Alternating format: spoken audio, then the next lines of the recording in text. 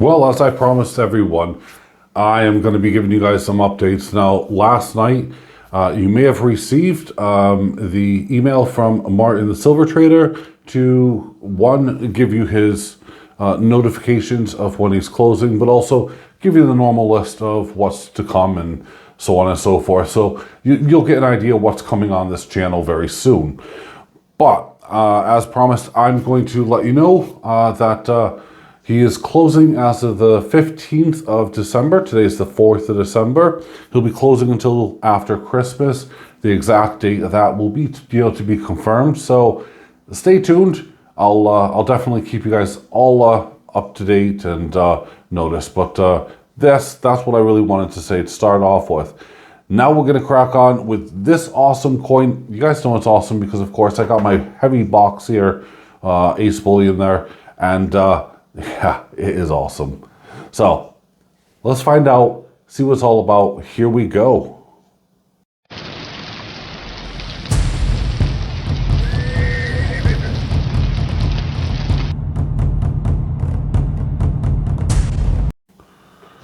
So a big shout out first to Pinehurst Coins for making number 8 come true, sticking well on schedule, not messing around, and doing a cracking job. The only thing I regret is not being able to get a hold of any of the 2-ounce ultra high relief coins, which, you know, after I saw the very first one, Eric the Blood Axe, I was just in love with.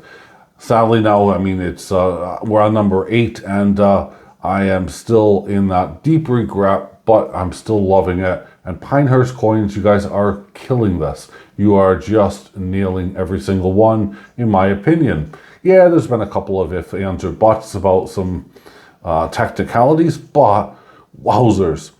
So, for all of you guys new to this, we're talking about the legendary warriors, and today we're going to be talking about Spartacus.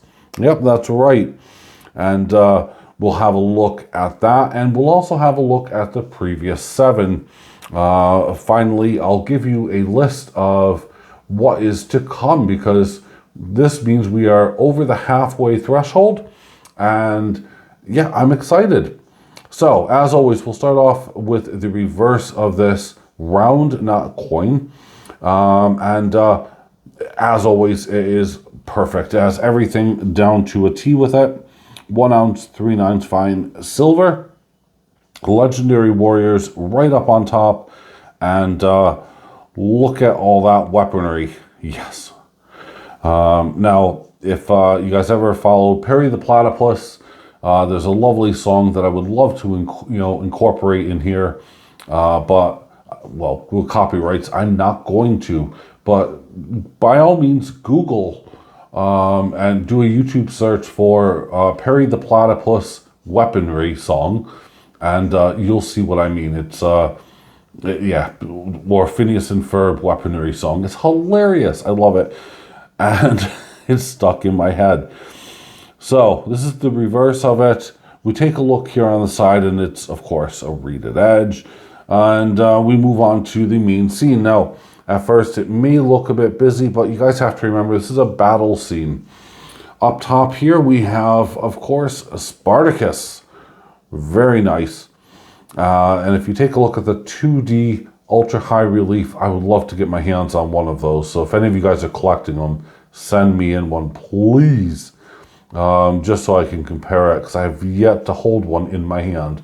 But my goodness, they look amazing. But there's Spartacus there. He is with his right hand over here.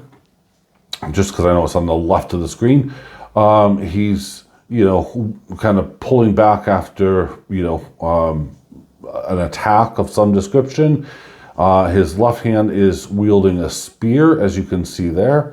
And let me just grab this with 2 hands to ensure I can get a nice focus. And he's getting ready to just go down straight away. You can see there, he's not taking any punches whatsoever. He's flying in the air. It's just insane. It's a bad jump. Now, forget about the movie critics or any of that kind of stuff. I mean, as a warrior, Spartacus was, well, insane. You can see there the Roman Colosseum, and what a fantastic job they've done recreating that scene. I mean, you're never going to get all the people down there, but I mean, holy bejeebies, it is crazy. It's definitely something interesting.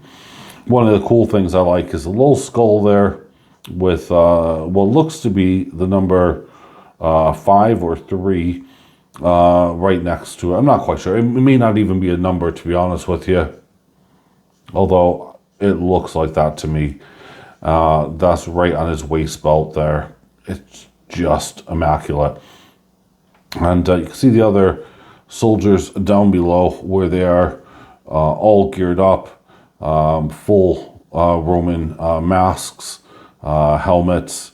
You can see various shields, swords. Just this hits just everything I like. It is historic.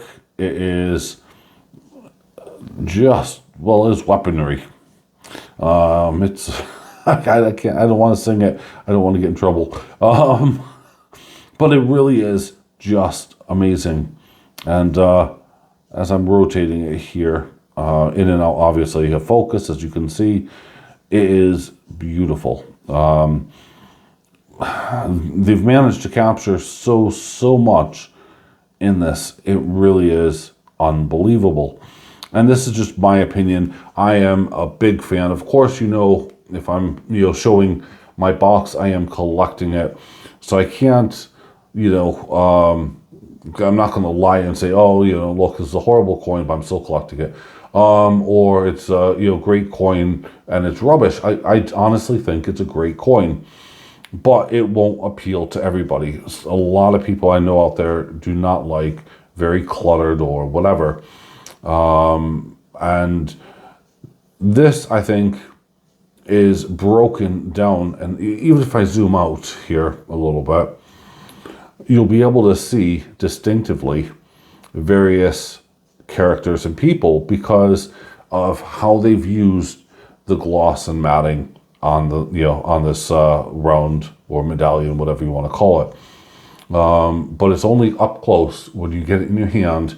And if you have a jeweler's loop, or if you're young, your eyesight might be a dang sight better than mine, then you're able to see all of those immense details. So Pinehurst Coins, way back in 2023, told me that there was 15 in the set. And just how awesome is that? They are the creators, the makers, and everything behind this series, and they're nailing it with everything, as I said, with dates, etc. If you Google Pinehurst Coins, legendary warriors, you'll see the dates when all of these will be released or expected to be released.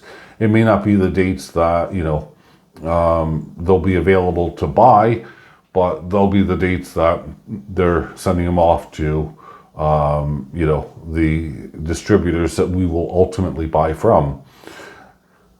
Brilliant Pinehurst. Again, I just wish I would have had that 2-ounce, version just to see, because that is amazing.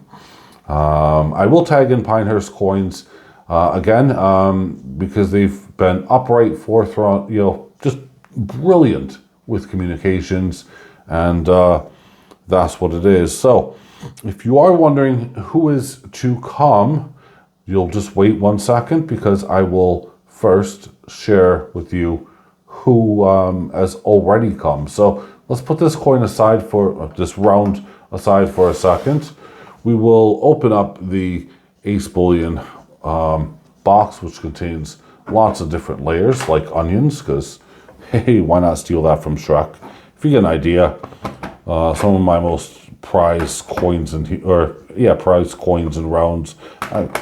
There's another layer, but anyway, moving on.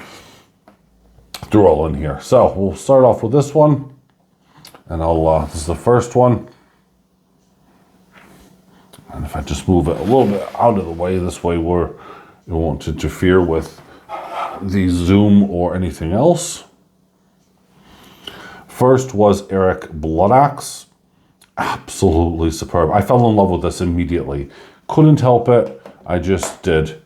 Following Eric came on to Achilles.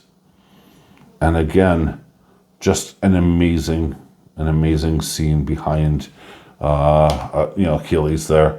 Couldn't fault it. Loved it. Third, this one was a little bit weird because it wasn't an actual battle scene, but given the stature and, who he was, of course, Julius Caesar, kind of narcissistic as well, to some degree. Standing alone suits him rather well. It's a rather apt design behind that round, in my opinion. Then we came with Alexander the Great, and of course you can see him, no mercy, conquering all, just going through and, on horseback. Brilliant. Everything behind that. Number 5, we then have Genghis Khan, and ruthless, beyond ruthless. And you can see that there, again, on horseback. And just very tall, very proud in that form there. So someone you wouldn't want to cross or meet. Then we go to the American side, and in a kind of surreal, because this would be my history, or within my history, I guess, to some degree. We have Geronimo, and, again, what appears to be a peaceful, scene here, is, well, yeah, you just don't mess with him, man, I'll tell you. Then we move on, and we have the first female of the bunch, which was Joan of Arc. And this is, of course, number 7 in the series. And again, rather apt for her, scenery and everything else. But back on true form with battling and, weaponry, etc. We're back to, of course, Spartacus. So who's going to be up next? Well, we have Hannibal. We have Leonidas. The first, we have Sitting Bull, so another, Indian, Native, American Indian there. We have, and I don't know who this one is, actually. I'll have to look it up. Miyamoto Masushi. So, sorry for the horrible pronunciation. Then we have, of course, William Wallace, which... Well, I got married in Scotland, so I'm very familiar with, William Wallace there. Then we have Arminius, I think, and then Attila the Hun, which will be number 15. So stay tuned, because in 2025, next year, there's going to be 4 of them that are out, which are, the Hannibal, Leonardo, Sitting Bull, and Miyamoto. And then in 2026, we only have the last 3, which I can't wait. I think that's going to be brilliant. So thank you all for watching. I hope you guys have an awesome day. This has been sitting around for about a week or so. There's just been so many rounds and coins to share and showcase that I had to really get this one out eventually. And if you can't tell, I am very excited about this entire series, and I'm 100% behind it. I'm not being paid, to say how great this is. But honestly, this hits everything that I really like. Again, as I said in previous videos, and I've kind of stated it in the beginning, that ultra high relief 2-ounce would have been the perfect one to have collected. But now that I've missed out, yikes, trying to, backdate that, 300 each, and they're coming into NGC capsules. It's just, yeah, it's a big stretch for me. So thank you all for watching. I'll see you on Friday with another video. Bye for now.